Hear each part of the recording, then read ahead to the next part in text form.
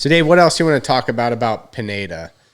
Do you think, I mean, let's just be frank. At this point, when we reach the moment here where we're not going to make the playoffs, do you think the front office should strongly consider other options as we head into 2023? I mean, look, we are at rock bottom here. It's not like firing Pineda at this point and moving on to something else is really going to change where we are in terms of feelings about where the fans are right now. We just want to start winning again, and the front office needs to do whatever it takes. So if you're the front office, to what degree do you think, if you're making the decision that we have to move on from Pineda right now, he's not good enough to get it done, and you don't believe that he can change his ways in 2023, do you think he can?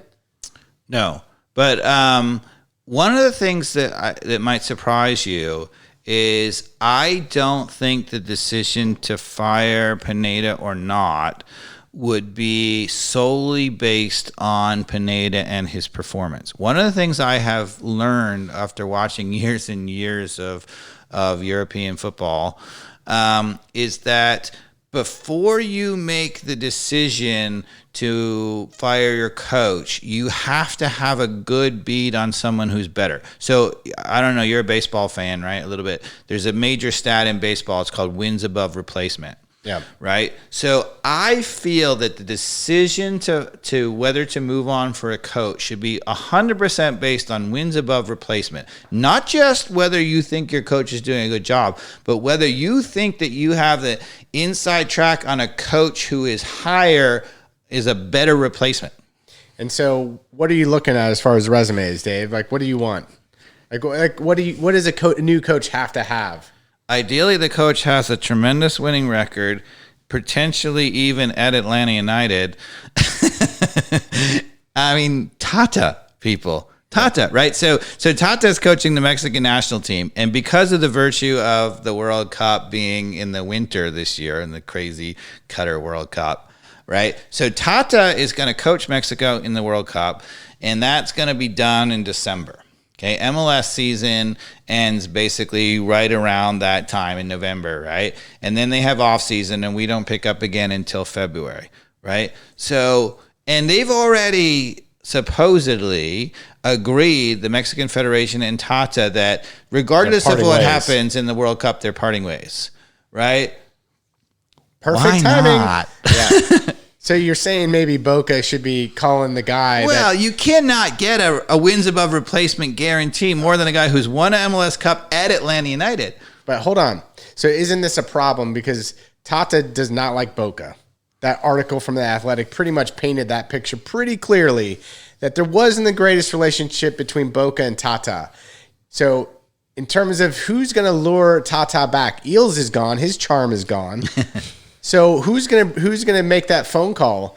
I'm not saying you're not right. The 17s. Sounds like it's a great. The 17s are the fans. He's gonna come back for the fans. He loved coaching. So if you're Tata, right? But it doesn't sound optimistic given the reality of who's in the front office. I disagree. I mean, first of all, I think that was totally amped up for media coverage. I suspect that actually, not to say that it's not real, but I suspect that the animosity between Tata and Bocanegra is not as strong as that article says. Because even in that article, when they went to the examples, they weren't like things you hate somebody about. Yeah. No, I don't think there was hate. I think there was animosity on whose swim lanes were what. And Tata is like, Boca, you rookie, listen to me, kind of, fair. And to Boca's probably bullheaded personality, it was probably like, you don't know the league, and Tata didn't, which is why we got to pull in, Michael Parkhurst and but apparently Tata was picked Parkhurst, so I don't know. I don't know. I don't know. But what I would say is that Tata's going to, in that situation, he would look, I'm comfortable with Atlanta United. I love living in the United States.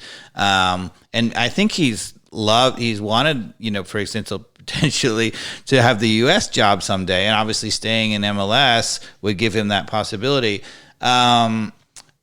He's comfortable. He knows that, Uncle Arthur is going to spend the money, and I would think that his decision would not have anything to do with Bocanegra. It would be looking at our squad and thinking, does he have a squad that can win, or is he one or two players away from making the squad that could win? Good and point. I would say if I were looking at that squad, I'd be like, yes, I think I could win with that squad. Right. I love you mentioned that last night. One thing that's interesting is the only guy who's had success, major success at Atlanta United over the last 3 years, assistant coach, is the replacement who's now the assistant coach, Rob Valentino. And we talked about Rob Valentino as being sort of, I felt like he was a little over his head when he was coaching, even though he had won 5 out of the 6 games he coached. He didn't lose a game. But the interesting thing about the Rob Valentino era, if you will, which is only 6 games, he just simplified stuff and kept it simple. He went to 5 in the back, which was tough. But basically, if you talk about what we're talking about now, which is to say you want guys who can just not let people score and then let them. And, in those games, we got the feeling, we even talked about it. We're like, Valentino has no system. The only thing that does is he just lets our best players beat their best players, which ironically they did almost all the time.